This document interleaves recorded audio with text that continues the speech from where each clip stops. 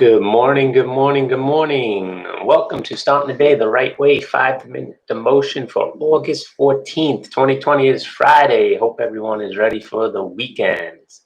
All right, let's hop right into it. So my little guy had a sleepover at Nana's last night that almost did not happen.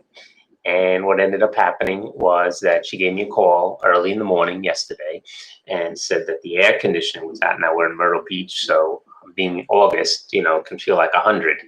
And so even though she had the fans on, her thermostat was reading 85 degrees. So she was like, "I'm so sorry, I'm gonna have to cancel." I put in a call to the air conditioning guy. I said, "All right, Mom, no problem. We'll take care of it on another day and whatnot." So about 20 minutes later, she calls me back and she's like, "Listen, the repair guy just called me. He can get here in about 30 minutes. Let's wait and see." I said, "All right, no problem. I haven't told him anything.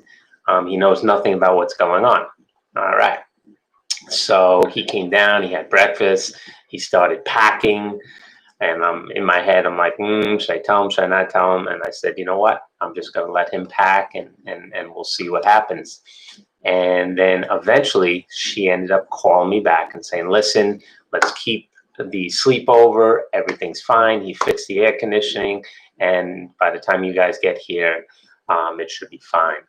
And my little guy never knew how close he came to getting his sleepover canceled. Okay, so that led me to these two verses. Okay, one from the Old Testament, one from the New Testament. Okay, so here in Exodus chapter 3, 16, 17, it says this. This is from the New Living Translation.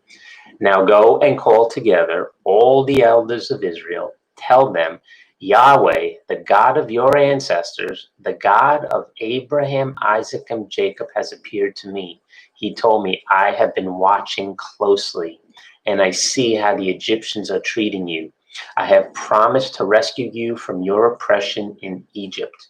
I will lead you to land flowing with milk and honey, the land where the Canaanites, the Hittites, the Amorites, the Perizzites, the Hivites, and the Jebusites now live."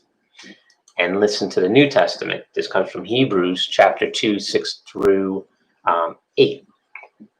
And it says, "What are mere mortals that you should think about them, or a son of man that you should care for him? Yet for a little while you made them a little lower than the angels and crowned them with glory and honor, and you gave them authority over all things." So I started thinking, and lots of times we pray about things, right? And sometimes we pray and we forget about it. But the prayer that we offer up to God catches God's attention, and he's immediately on the case, right? As we find out in Daniel chapter 9, right? It says this in verse 21, "As I was praying, Gabriel, whom I had seen in this earlier vision, came swiftly to me at the time of the evening sacrifice. And he explained to me, 'Daniel, I have come here to give you insight and understanding. The moment you began praying, a command was given.'" Okay, so sometimes we can feel like we're praying and it's like, "God, are you really there? Are you really hearing my prayers?" In time of a pandemic, right? Where it just constantly seems like we get a little bit ahead and then we take 10 steps back and take one step forward and 20 steps back. And we have to weed out what's true and what's not true. And it can become so overwhelming. And you're sitting there and you're like, "God, are you there? Are you really there?" The answer is yes. The answer is yes. He is there. He does hear that prayer. Okay. Maybe you've been praying for a healing for years and it hasn't quite manifested, right? Me and my wife have been praying over her for various issues in her body for about a decade right now. And we've received, or she's received, incremental healing. We haven't gotten that miraculous healing that everyone wants and desires from God, just to say, "Yes, here you go. Answered prayer, no problem. Pressure done." God doesn't always work like that. Okay. God's a God of process. God's a God of relationship. God's not a one night stand God, right? He wants us to know him, to be involved with him, to be in relationship with him.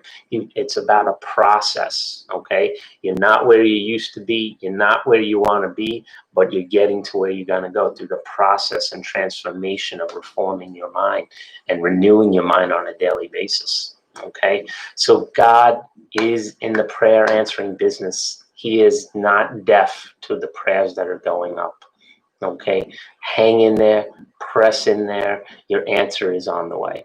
Okay, press into these couple of verses over the weekend. Hopefully, this has been a blessing to you, and have an awesome day and a great weekend. God bless. Bye bye.